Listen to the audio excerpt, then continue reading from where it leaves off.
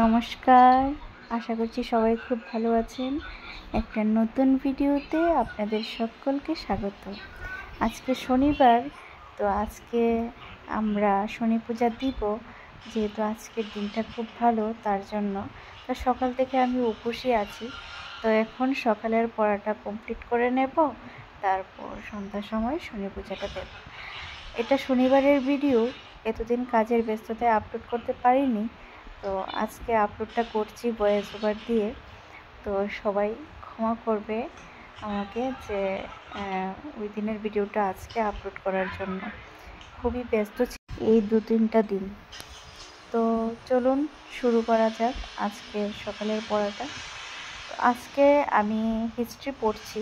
কি চ্যাপ্টার পড়ছি সেটা হলো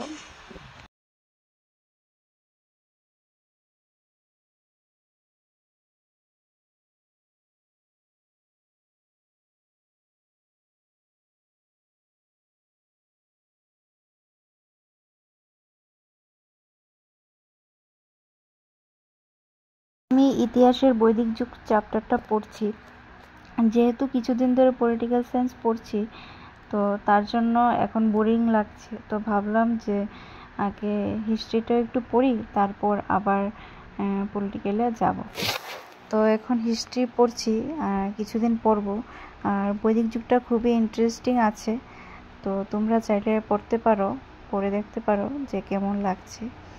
তো আর আজকে শনি পূজা দেওয়ার কারণ হলো সবাই বলছে আজকের দিনটা নাকি খুব ভালো, শনিবারটা। তো তাই ভাবলাম পুজো যেহেতু দেব, নিরামিষও খাচ্ছি, তো উপোসই করে নেই। তো উপোস করছি, সকালে চিড়া খেয়েছিলাম দই দিয়ে, আর এখন উপোসে আছি। পূজা দিয়ে তারপর খাওয়া দাওয়া করব।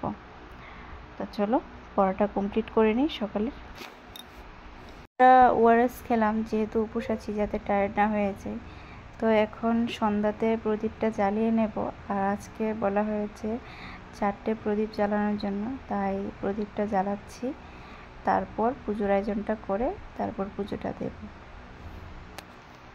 দেব। তার জন্য স্নান করে চলে এলাম। এখন পুজো কমপ্লিট হয়ে গেছে, তখন ভিডিও করতে পারিনি, তো এখন ভিডিও করছি।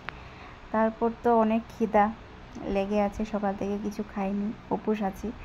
তো এখন ভাবলাম একটু নিরামিষভাবে একটু মানে কিছু দেব না, এমনিতে সিদ্ধর মতো করে একটা ম্যাগির রেসিপি করে নিচ্ছি, খেয়ে নেব, পেটটা ভরে যাবে, শান্তি হয়ে যাবে।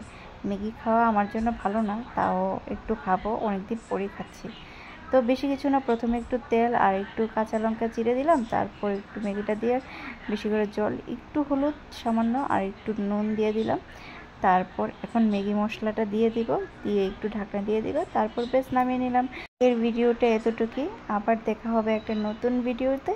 ততক্ষণ সবাই ভালো থাকবেন, সুস্থ থাকবেন, নিজের খেয়াল রাখবেন এবং সকলের খেয়াল রাখবেন।